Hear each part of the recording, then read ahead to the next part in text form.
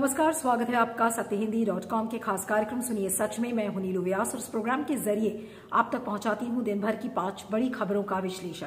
तो चलिए शुरुआत करते हैं आज की हेडलाइन से। यूपी में बीजेपी और सपा ने जारी किया घोषणा पत्र, बीजेपी ने कराई लव जिहाद की एंट्री। राज्यसभा में कांग्रेस पर बरसे पीएम मोदी, कहा लोकतंत्र कांग्रेस की वजह से नहीं। अखिलेश का समर्थन करने आई ममता, बोली इस बार अखिलेश सरकार। कर्नाटक में बन रही खतरनाक तस्वीर, भगवा गमछे वाले हुए आक्रामक। और विवादों में घिरी जेएनयू की नई वीसी, वरुण गांधी बोले निरक्षरता की प्रदर्शन। तो चलिए शुरुआत करते हैं हमारी आज की पहली बड़ी खबर से, और वो खबर जुड़ी हुई है उत्तर प्रदेश के चुनाव से। जी हां, आज पहले चरण की जो कैंपेनिंग थी वो खत्म हो गई। 10 फरवरी को पहले चरण का मतदान होना है और आज दोनों समाजवादी पार्टी और बीजेपी ने अपना घोषणा पत्र जारी किया। और आपको बता दें कि जो बीजेपी ने इस घोषणा पत्र को संकल्प पत्र कहा है, बीजेपी अपने मैनिफेस्टो को संकल्प पत्र ही कहती है, और उसमें आज लव जिहाद की एंट्री बीजेपी ने कर ली। उन्होंने कहा कि लव जिहाद करने वालों को 10 साल की सजा होगी और 1 लाख का जुर्माना किया जाएगा। साथ में अमित शाह ने यह भी कहा कि 2017 का जो संकल्प था, उसमें संकल्प पत्र था, उसमें 212 संकल्प थे, जिसमें से कि 92% यानी कि 92% संकल्प पूरे हो चुके हैं। उन्होंने कहा कि हम जो कहते हैं वो करते हैं और यही हमारी कार्य संस्कृति है। उन्होंने ये भी कहा 2027 तक का सपना देख लिया कि 2027 में जो भी सरकार आएगी वो 2022 के संकल्प पत्र के परफॉर्मेंस से ज्यादा बेहतर करेगी। और कई चीजें उसमें थी कि यूपी में हर क्षेत्र में उन्होंने कहा अमित शाह ने कि विकास हुआ है, और 5 साल पहले यूपी एक दंगा प्रदेश माना जाता था, माफिया पलायन कर चुके हैं अगर आप मौजूदा हालत देखें। उसके अलावा तमाम जो फ्री स्कूटी, होली और दिवाली पर 2 फ्री सिलेंडर्स जो कि लाभार्थी हैं उज्ज्वला स्कीम के, 15,000 से 25,000 कर दिया गया है। कन्या सुमंगला योजना की राशि, गरीब बेटियों के विवाह के लिए 1 लाख रुपए। तो ये तमाम घोषणाएं की हैं। उधर समाजवादी पार्टी ने भी अपनी घोषणा की है। उन्होंने कहा कि 2012 में जितने वायदे हमने किए थे वो सब पूरे किए, और उन्होंने अपने घोषणा पत्र को वचन पत्र कहा है। उन्होंने कहा है कि महिलाओं, वृद्धों, दिव्यांगों को 18,000 रुपए पेंशन दी जाएगी, गांव और शहरों में सीसीटीवी लगाया जाएगा, ड्रोन से निगरानी की जाएगी, 12वीं पास छात्रों को लैपटॉप दिया जाएगा, सब फसलों पर एमएसपी, मुफ्त बिजली, ब्याज मुफ्त जो कर्ज है, मुफ्त कर्ज और बीमा, सब तमाम तरीके की बातें कही गई हैं। लेकिन अब सवाल ये उठता है कि यूपी की जनता किस को वोट देगी। बीजेपी के जो वायदे थे, सबने देखा कि किस तरीके के वायदे उन्होंने किए हैं। जमीन पर जो गवर्नमेंट की जो वेलफेयर स्कीम्स हैं वो कितनी पहुंची हैं, क्या ये फैक्टर काम करेगा। अगर विकास को लेकर इतनी ही आश्वस्त थी बीजेपी, तो लव जिहाद जैसा मुद्दा उन्होंने क्यों उठाया। यानी कि वो एक तरफ विकास की बात करते हैं और दूसरी तरफ पोलराइज करने की कोशिश करते हैं लव जिहाद जैसे मुद्दों की। यानी कि बीजेपी आश्वस्त नहीं है, बीजेपी को ये कॉन्फिडेंस नहीं है कि वो केवल विकास के मुद्दे पर उन्हें वोट मिल जाएगा, इसलिए विकास के साथ साथ वो लव जिहाद भी करवाते हैं और लव जिहाद की बातें भी करते हैं। रही बात समाजवादी पार्टी की, तो समाजवादी पार्टी पश्चिमी उत्तर प्रदेश में जब 10 फरवरी को चुनाव है, वहां पे देखना ये होगा कि लोगों के बारे में ये कहा जा रहा है कि जो किसानों का आंदोलन था उसको एसपी और आरएलडी जिस तरीके से भुनाना चाहिए था वो नहीं भुना पाए हैं। तो अब ऐसे में 2014, 17 और 19 में वेस्टर्न उत्तर प्रदेश, जो पश्चिमी उत्तर प्रदेश है, वो पूरा बीजेपी के पकड़ में था। लेकिन अब किसान आंदोलन का कितना असर होगा यहाँ पर ये देखना होगा। लेकिन कांटे की टक्कर है दोनों बीजेपी और एसपी और आरएलडी के गठबंधन में। अब देखना यह है कि कैसे एसपी और आरएलडी अपनी तरफ वोट खींचता है और किसके हाथ में सत्ता लगती है। इस पर फीडबैक दीजिएगा, मैं आगे चलती हूँ। बात करते हैं प्रधानमंत्री नरेंद्र मोदी के राज्यसभा के अंदर दिए हुए भाषण की। जी हाँ, राष्ट्रपति के अभिभाषण पर प्रधानमंत्री नरेंद्र मोदी का जवाब था। कल उन्होंने लोकसभा में बोला था और आज राज्यसभा में बोला, और 1.5 घंटे की ये स्पीच थी जिसमें कि उन्होंने तमाम बातें कही कि देखिए बीजेपी की सरकार ने किस तरह से इंफ्रास्ट्रक्चर बढ़ाया, किस तरीके से जॉब्स दी, स्टार्टअप्स को बढ़ाया, और डबल डिजिट इन्फ्लेशन जो यूपीए के समय में था उस इन्फ्लेशन को हमने कम किया है। महंगाई की बात उन्होंने कहा कि देखिए महंगाई तो अमेरिका में भी है और यूरोपियन देशों में भी है, और तब भी हमने एक मीडियम इन्फ्लेशन और हाई ग्रोथ को हमने अंजाम दिया है। तो इस तरीके से उन्होंने कोई भी बातों का जवाब सीधा नहीं दिया कि महंगाई क्यों बढ़ रही है, बेरोजगारी क्यों बढ़ रही है और उस बेरोजगारी को दूर करने के लिए क्या कर रहे हैं। लेकिन ज्यादा हिस्सा उनकी स्पीच का कांग्रेस को घेरने में लगा हुआ था, और उन्होंने मल्लिकार्जुन खड़गे की बात उठाई और उन्होंने कहा कि मल्लिकार्जुन खड़गे ने यह कहा था कि भारत की बुनियाद कांग्रेस ने डाली थी और बीजेपी उस पर झंडा गाड़ रही है। उसी बात को लेकर उन्होंने कहा कि ये तो बहुत ही गंभीर सोच का परिणाम है और ये चिंता का विषय है। और फिर उन्होंने कांग्रेस की तरफ इशारा करते हुए ये कहा कि डेमोक्रेसी यानी कि लोकतंत्र ये आपकी मेहरबानी नहीं है, आपने लोकतंत्र का गला घोटा था। और उन्होंने कहा कि कांग्रेस की जो कठिनाई है सबसे बड़ी वो डायनेस्टी पॉलिटिक्स है और उनकी सोच वहीं तक सीमित है और ये लोकतंत्र के लिए एक बहुत बड़ा खतरा है। और ये सबसे बड़ी कैजुअलिटी होती है अगर परिवार को आप सबसे ऊपर रखते हैं। इसके अलावा उन्होंने और भी बहुत सारी बातें कही कि अगर कांग्रेस नहीं होती तो क्या क्या ना होता।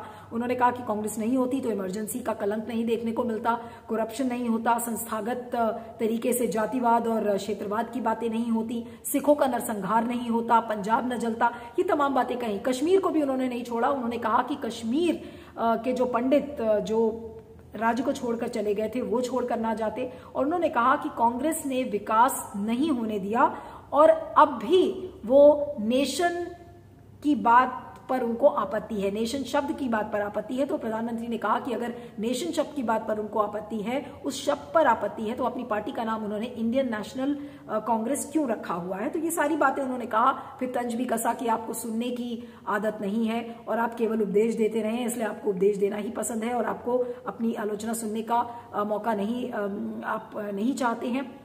इसके अलावा उन्होंने बहुत और भी प्रहार किया कांग्रेस को कि किस तरीके से राज्य सरकारों को गिराया गया और एक बहुत ही सुनियोजित तरीके से 50 से ज्यादा राज्य थे जिनकी सरकारों को रातों रात हटा दिया गया। तो और कोऑपरेटिव फेडरलिज्म पे कहा गया कि कोविड पर हमने एक ऑल पार्टी मीटिंग बुलाई थी जिसको कि ऑपोजिशन ने बॉयकॉट किया। तो ये तमाम तरीके से उन्होंने आज कांग्रेस को घेरा। लेकिन सवाल ये उठता है कि राष्ट्रपति के अभिभाषण पर जवाब पूरे देश के सामने इसलिए था ताकि वो अपनी पॉलिसीज को, अपनी नीति को और जो काम उन्होंने किया है एक साल में उसके बारे में बताएं।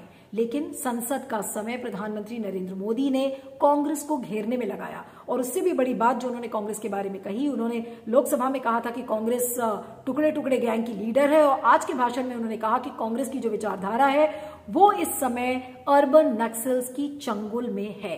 तो कांग्रेस को घेरने के लिए क्या संसद का समय जाया किया प्रधानमंत्री नरेंद्र मोदी ने, इसको लेकर काफी आलोचना भी हो रही है। और जिन बातों को रखना चाहिए था जैसे महंगाई, बेरोजगारी, इन्फ्लेशन, इन तमाम मुद्दों पर डायरेक्ट चीजें उन्होंने नहीं बताई देश के सामने और ये कहा कि देखिए कोविड काल में तो हमने इतना कुछ कर दिया, लेकिन कांग्रेस को जो जवाब चाहिए थे, विपक्षी दल जो जवाब पूछ रहे थे, उनको प्रधानमंत्री नरेंद्र मोदी ने जवाब नहीं दिया। तो कांग्रेस के लोगों ने वॉकआउट किया राज्यसभा के सदन से जब उनकी स्पीच खत्म हो गई और इसके बाद ये चीजें खत्म हुई। लेकिन सवाल ये उठता है कि संसद का 1.5 घंटे का समय प्रधानमंत्री ने विपक्षी पार्टी को घेरने में लगाया।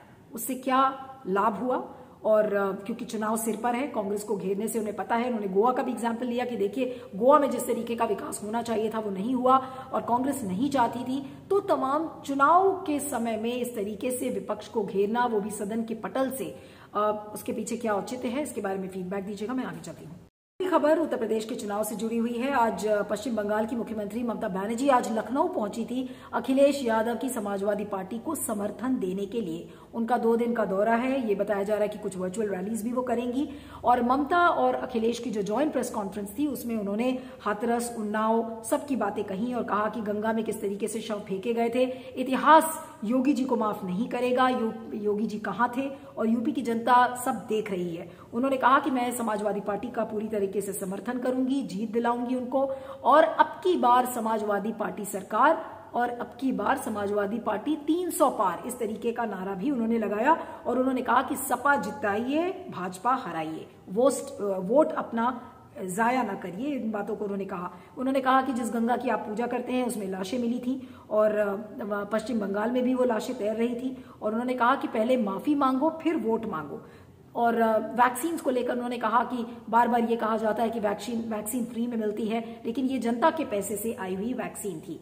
उधर अखिलेश यादव ने ये कहा कि 10 मार्च को जीत का जो रसगुल्ला है वो हम सब खाएंगे। यानी कि प्रथम चरण के चुनाव के ठीक पहले ममता बनर्जी ने जिस तरीके से समर्थन दिया है अखिलेश यादव को, तो वो एक बड़ी पॉलिटिकल मैसेज है। अब तृणमूल कांग्रेस क्या कुछ कर सकती है यूपी के चुनाव में, लेकिन ये कहना मुश्किल है, क्योंकि टीएमसी के डायनामिक्स यूपी में समझ में लोगों को कम आते हैं। अभी भी ममता बनर्जी एक आउटसाइडर मानी जाती हैं, लेकिन राष्ट्रीय स्तर पर ममता बनर्जी ने अपने वेस्टेड इंटरेस्ट को बताया है और ये कहने की कोशिश की है कि देखिए हम अखिलेश यादव के साथ हैं। यानी कि जो भी फ्रंट बनाने का सपना देख रही हैं वो शायद अखिलेश यादव के समर्थन में बनाएंगी या बना सकती हैं। इस बात को उन्होंने बिल्कुल साफ कहा है। तो अब अखिलेश और ममता की जोड़ी से यूपी की जनता कितनी आश्वस्त होती है ये कहना मुश्किल है, लेकिन ममता बनर्जी का जो सपना है कि राष्ट्रीय स्तर पर टीएमसी को स्टैब्लिश करना, टीएमसी लेड एक फ्रंट बनाना, यानी कि टीएमसी की अगुवाई में कोई फ्रंट अगर बन सकता है 2024 में, तो ये बात तो पक्की है कि अखिलेश यादव उसका जरूर हिस्सा होंगे। लेकिन टीएमसी यूपी के चुनाव में क्या गुल खिलाएगी ये किसी को भी पता नहीं है। इस पर फीडबैक दीजिएगा, मैं आगे चलती हूँ। बात करते हैं कर्नाटक के जो कंडापुर में, उडुपी में जो कंडापुर में जो हिजाब को लेकर विवाद चल रहा है, वो अब और भी स्थिति गंभीर होती जा रही है, खतरनाक होती जा रही है। आज हाईकोर्ट में सुनवाई थी और हाईकोर्ट में ये कहा कि हम तर्क और कानून से चलेंगे ताकि, और ना कि भावना और जुनून के साथ। और उन्होंने कहा कि हमारे लिए संविधान ही भगवत गीता है। देवदत्त कामत जो कि बहुत ही वरिष्ठ वकील है, उन्होंने कहा कि हिजाब मुस्लिम संस्कृति का हिस्सा है।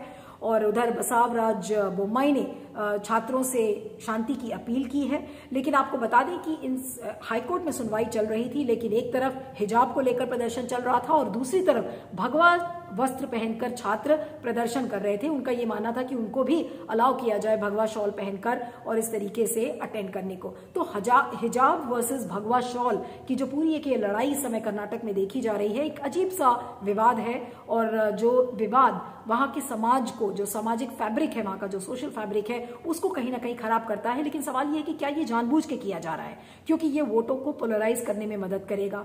हिजाब और भगवा शॉल, इसकी गूंज यूपी के चुनाव में भी सुनाई पड़ेगी और शायद यही वजह है कि इसको लेकर आक्रामक प्रदर्शन चल रहे हैं। एक तरफ भगवा शॉल वाले लोग और दूसरी तरफ हिजाब को लेकर जो प्रदर्शन चल रहा है। तो जाहिर सी बात है कि हिंदू और मुस्लिम वोटों का जो कंसोलिडेशन है वो इन सब वाक्यों से भी होगा। ये हो रहा है कर्नाटका में, लेकिन इसका असर यूपी के चुनाव में पड़ सकता है और इसी वजह से ये जो प्रदर्शन है ये और आक्रामक होते जा रहे हैं। वैसे में हाईकोर्ट ने ये कहा है कि वो तर्क से चलेंगे और भावनाओं में नहीं बहेंगे। तो अब देखना यह होगा कि क्या कुछ इसमें होता है। लेकिन फिलहाल ये बहुत ही अनवांटेड कंट्रोवर्सी है जो कि नहीं होनी चाहिए थी, लेकिन इस कंट्रोवर्सी को, इस विवाद को जानबूझकर हवा दी जा रही है ताकि इसका असर यूपी के चुनाव में पड़ सके।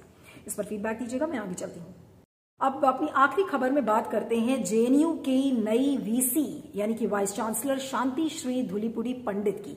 जब से वो अपॉइंट हुई हैं, उनके ट्वीट्स इस तरीके से आ रहे थे तो विवादों में घिर रही थी और लोग कह रहे थे कि देखिए दक्षिण पंथी जो विचारधारा है वो उनकी झलकती है, ऐसा लगता है कि ये गवर्नमेंट अपॉइंटी है। और उसको लेकर आज वरुण गांधी ने एक तीखा ट्वीट लिखा है और उनकी कई ट्वीट्स थे जिसमें कि बहुत सारे स्पेलिंग एरर्स थे, ग्रामेटिकल मिस्टेक्स थे, जिसको लेकर वरुण गांधी का ट्वीट है। और उन्होंने क्या लिखा है मैं आपको ये बताती हूँ। उन्होंने कहा है कि जो नए जेएनयू वीसी की जो प्रेस विज्ञप्ति है वो निरक्षरता की प्रदर्शनी है। उन्होंने ट्वीट कर लिखा है कि इस तरह की औसत दर्ज की नियुक्तियां हमारी मानव पूंजी और युवाओं के भविष्य को नुकसान पहुंचाने का काम करती हैं।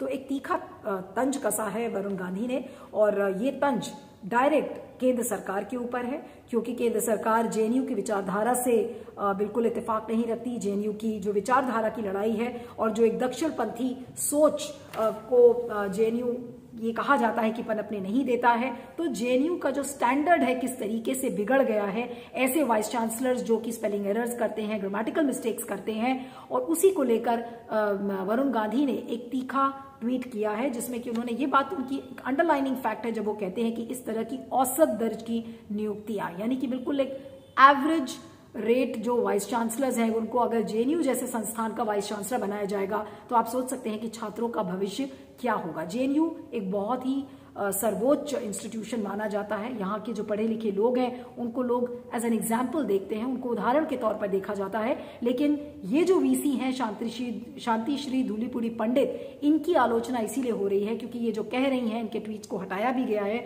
वो दक्षिणपंथी सोच का एक नमूना है और जिससे कि ये लग रहा है कि देखिए इन्हें गवर्नमेंट ने अपॉइंट किया है। अब आपको बता दें कि शांति श्री ने किसको रिप्लेस किया है। मम्मीडाला जगदीश इसके पहले वाइस चांसलर थे, उनको रिप्लेस किया गया है और उस जब से ये अपॉइंट हुई हैं वो इसीलिए विवादों के घेरे में है अपनी ट्वीट्स के जरिए, और ये लगता है कि डायरेक्ट गवर्नमेंट का अपॉइंटमेंट हुआ है, जबकि जो जेएनयू के जो वाइस चांसलर्स होते थे वो अपने इंटेलेक्चुअल लेवल के लिए जाने जाते थे, और उसी पर एक तीखा तंज कसा है वरुण गांधी ने वाइस चांसलर के ऊपर तो तंज है ही, साथ में केंद्र सरकार की इंटेलेक्चुअल लेवल पर भी सवाल है कि आप ऐसे ऐसे लोगों को जेएनयू जैसे संस्थान का वाइस चांसलर बनाते हैं, तो छात्रों का भविष्य क्या होगा इससे आप अंदाजा लगा सकते हैं। सुनिए सच की 5 बड़ी खबरों में इतना ही। आप मुझे ट्विटर पर फॉलो कर सकते हैं, मेरा ट्विटर हैंडल है @नीलू317। आप देखते रहिएगा सुनिए सच और बने रहिएगा सत्य हिंदी पर। Thank you so much. सत्य हिंदी का ऐप डाउनलोड करें गूगल प्ले स्टोर पर।